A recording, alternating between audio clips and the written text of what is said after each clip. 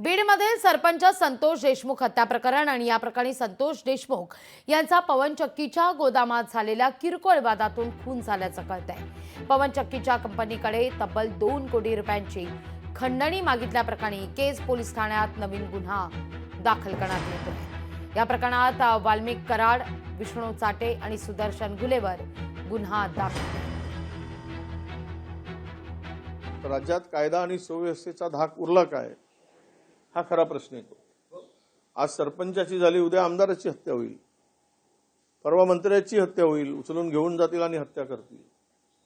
त्यामुळं कायद्याचा बडगा आणि कायद्याचा धाक हा कुठेतरी कमी पडतोय।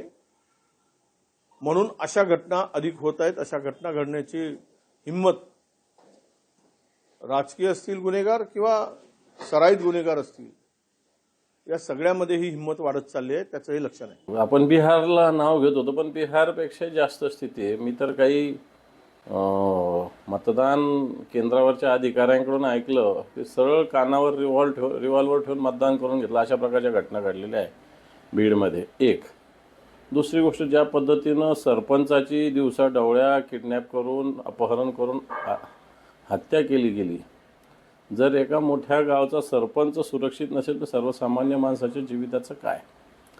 लोकांनी गपचूप बसायचं? लोकांनी आवाज उठवायचा नाही का? मग आता अशी स्थिती राज्यामध्ये अनेक ठिकाणी आता निर्माण झालेली। लोकशाही मराठी ऐका, पहा, जागरूक रहा।